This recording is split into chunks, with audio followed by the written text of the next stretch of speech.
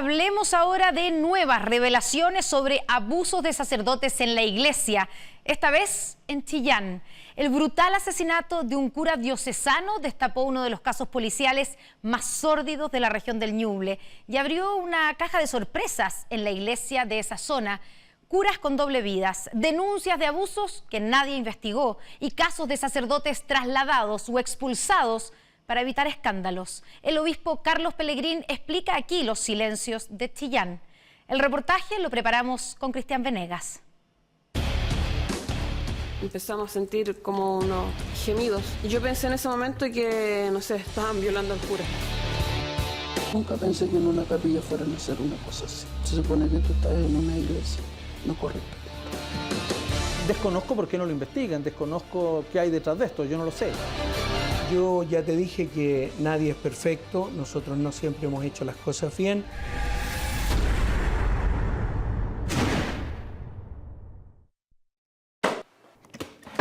Hay impacto, no solo por la muerte del sacerdote diocesano de Puerto Montt.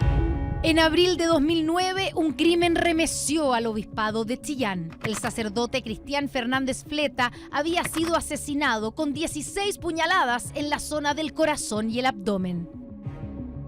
Pero además, la investigación judicial dejó al descubierto la existencia de un grupo de religiosos que mantenía a lo menos una doble vida. Así lo aseguraba un detective de la PDI durante una audiencia. Resulta que es un sacerdote de Bulnes que tuvo relaciones sexuales con él y lo confesó en su declaración policial que se encuentra en la carpeta investigativa.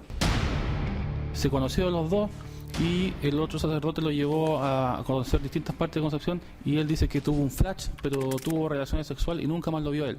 Entonces ya eran dos sacerdotes que tenía esta persona con quien se contactaba. Yo tuve la declaración de 3 o 4 jóvenes que habían mantenido relaciones con el sacerdote fallecido, ¿cierto? Y que él los salía a buscar en la noche, en las calles, qué sé yo, y que los llevaba a su casa, ¿no? Donde por algunas monedas, digamos, ellos decían por algunas monedas, accedían a estas peticiones de este sacerdote. A continuación agregó que entré, pasé al living y al mirar por el pasillo vi los pies que salían de su dormitorio. Estaban en un charco de sangre, así que salí gritando, mataron al cura, y toda la gente salió a mirar. Señora Cecilia, ¿usted sabe por qué fue citada a este juicio? Sí, porque yo encontré al padre muerto. Cecilia Troncoso era la vecina de la víctima y hermana del entonces capellán de la cárcel de Chillán, el padre Jaime Villegas, muy amigo de Fernández Fleta. Jaime Villegas Alvarado. ¿Su profesión, oficio? Sacerdote. La policía interrogó a todo el círculo cercano al sacerdote muerto. Así fueron saliendo historias hasta ese minuto ocultas, como la del padre Jaime Villegas, quien en su testimonio reconoció tener relaciones con reos. Es decir, abusaba de su posición de poder como capellán para tener sexo con jóvenes que estaban presos y les pagaba por eso. Sí, debo reconocer que han llegado a mi casa personas que han salido en libertad de la cárcel, pero no recuerdo nombres. Sus edades fluctúan entre los 20 y 29 años. Nos hemos tocado y no hemos dado besos en la boca, pero no hemos llegado a relaciones sexuales. Ahí nos colocábamos a conversar y a tomar cerveza un poquito. Y después pasaba lo anterior narrado. Yo no me curaba, pero eso no recuerdo bien, no teníamos relación. Los 3 años de investigación llevaron a la policía a saunas, discotecas y a varios hombres jóvenes con los que el cura asesinado había tenido relaciones. A todos se les hizo pruebas de ADN. Sin embargo, después de 4 años, la fiscalía acusó a Elías Cartes como el autor del homicidio. Llegó a estar 7 meses preso hasta que la justicia encontró que no había pruebas suficientes y lo absolvió. El asesinato aún no ha sido resuelto.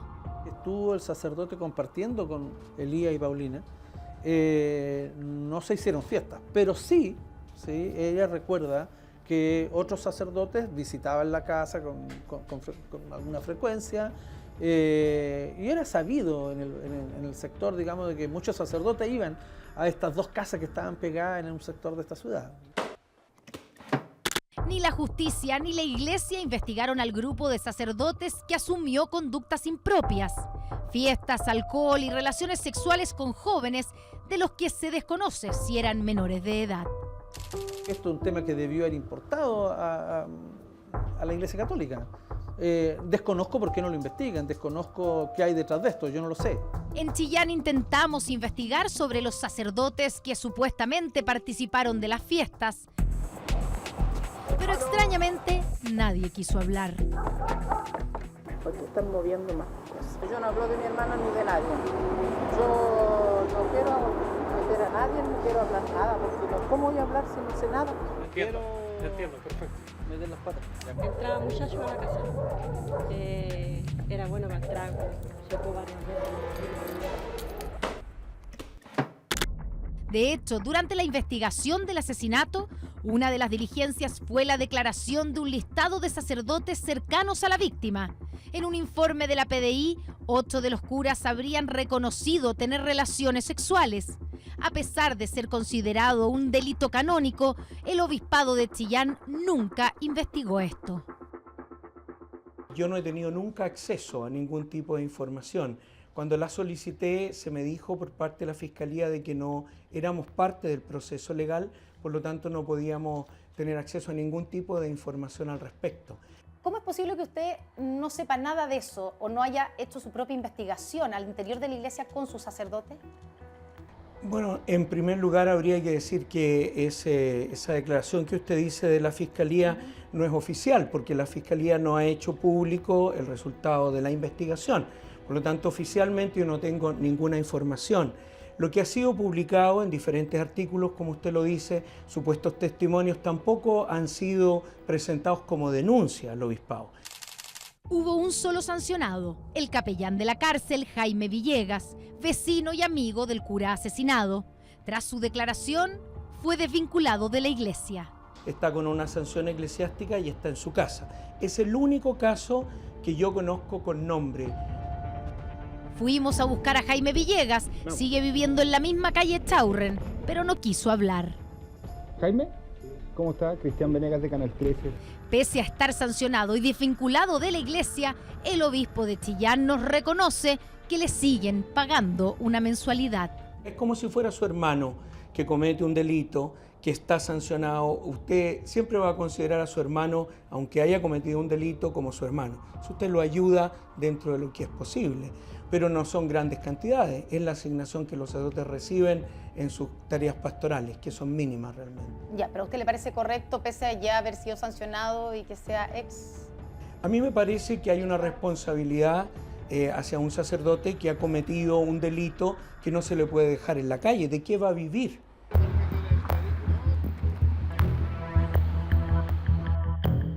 Han sido años de rumores y de historias no aclaradas en la diócesis de Chillán. Nadie parece haberse interesado en investigar el posible abuso a jóvenes y menores, como el que sufrió el hijo de esta mujer que vivió en la parroquia Divino Maestro en 2009 en el sector del Tejar de Chillán.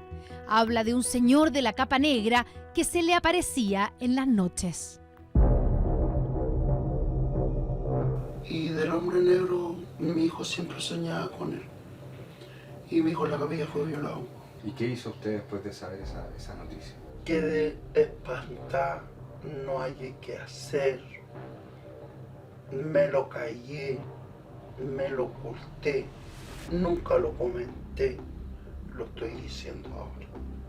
Nunca lo comenté. Nunca en la capilla hicieron nada. Todo lo contrario, tapaban todo con la mano. El hijo no quiso hablar con nosotros. Fuimos a buscar al encargado de la parroquia en esa época, Héctor Bravo. ¿Recuerda la familia? Pero claro, porque el esposo, ¿no es cierto?, la señora y su hijo también, ¿no es cierto? Era así, chiquillo, más o menos. Cuando usted me dice, ¿no es cierto?, que cómo se llama el nombre de la capa, ¿cómo se llama? La capa negra. No sé. Y las heridas que se... Por eso digo, yo no recuerdo el, ¿cómo que se llama? El hecho, ¿me entiende? ¿Qué eso pasó en su parroquia durante su periodo? ¿Qué opinión tiene usted? Atroz, obviamente que es atroz. Se habla de alguien con una manta negra, ¿no es cierto? Pero no sale ningún nombre. ¿Ah? Yo hago la invitación que por favor, si se tiene ese dato, que se entregue. Con mucho gusto lo vamos a investigar. ¿Usted estaría dispuesta a contarle esta situación al obispo, a denunciar esto? No tengo ningún problema, dice Sara López. Los abusos sexuales por parte de sacerdotes no son nuevos en Chillán. Tienen una larga y triste historia donde la reacción no ha dejado a nadie contento. 4 sacerdotes de la diócesis han sido castigados. 2 están en la lista de investigados por pedofilia de la ONG Bishop Accountability. Jorge Baeza Ramírez es uno de ellos, conocido en los 80 como el cura de la élite por su cercanía con las familias acomodadas de Chillán. Era sacerdote en la parroquia San Juan de Dios cuando conoció a la familia de Natalia, hoy de 40 años, odontóloga y una de las víctimas. Lo conocimos porque empezamos a ir a la parroquia donde él hacía misa, en familia. Mis papás se separan, pasan más o menos 2 años y él empieza a ir a mi casa constantemente. Empezó a asumir el rol de, oye, las niñitas, yo soy el papá de las niñitas, entonces me voy a quedar, y se fue quedando. Nosotros no sabíamos que él tenía una relación con mi mamá y un poco para que no sospecháramos, era como que, no, pero ¿cómo voy a dormir contigo? Le decía a mi mamá, si en el fondo las niñitas pueden cachar. Entonces, como soy el papá de las niñitas, duermo con ellas. Y ahí es cuando empieza a quedarse con nosotros en la pieza y empiezan los abusos físicos. Me acuerdo perfecto la primera vez, me acuerdo perfecto. O sea, yo estaba acostada y de repente él empieza a tocarme las pechugas. Y yo decía, esto, yo estoy soñando. Primero empecé con que yo era una mal pensada, que él estaba durmiendo, que probablemente estaba con pesadilla, que es ser más miserable el mío, pensar mal de él, que era tan buena persona, tan lindo, tan papi. Y me acuerdo de haber rezado, pidiéndole a Dios despertar. Partieron siendo tocaciones por sobre el pijama, después por debajo, y terminan en acto sexual con penetración. Su mamá también fue engañada por el sacerdote, incluso le propuso matrimonio hasta que se enteró que abusaba sexualmente de 2 de sus 4 hijas mientras ella dormía. Yo nunca me di cuenta que era víctima, nunca, hasta que mi hermana habló. Cuando mi hermana se entera que él estaba con otras mujeres de Chillán, con chicas del grupo, con otras mujeres casadas de la época también, y en el fondo habla con mi mamá y le dice, mamá, esto está pasando. Mi mamá no lo dudó ni por un segundo, o sea, el tiro fue como, partió a hablar conmigo, esta mierda, por supuesto, y me dice, Nata, ¿qué pasó contigo? Puta, mamá también. Los abusos duraron de los 14 a los 18 años. Natalia nunca se lo comentó a nadie, ni siquiera a su hermana, que con 2 años más sufría lo mismo. Tu mamá descubre esto, ¿cierto? Sí. Y en ese minuto ella decide ir a hablar con el obispo del minuto, que era Alberto Jara. ¿Qué pasa ahí? Fue al obispado de Chillán y le dice, monseñor, a mis hijas le pasó esto, yo creo que usted me ayude, ¿qué hacemos? Ayúdeme a sanarlas, ayúdeme con ayuda psicológica, ayúdeme como sea. Y el obispo le dice, ¿sabes qué? Onda, él ya no es cura, así que yo no puedo hacer nada. Lo único que hizo fue poner un cuadradito en la discusión, que es el diario Chillán, donde decía, desde fecha tanto, creo que el 24 de enero del 96, Jorge Baeza Ramírez ya no es sacerdote de la Iglesia Católica, por lo tanto él no puede hacer nada que tenga que ver con misas, con celebraciones, y pido perdón a quienes se puedan sentir dañados por esta decisión. Y sería. No hubo denuncia a la justicia. Ninguna. No hubo tampoco advertencia y protección a otras potenciales víctimas. Nada. Por un decreto del 27 de marzo de 1996 del obispo de Chillán, Jorge Baeza fue suspendido del ministerio sacerdotal. Pero no hubo denuncia en la justicia y nadie advirtió el peligro de tener a un abusador de menores libre.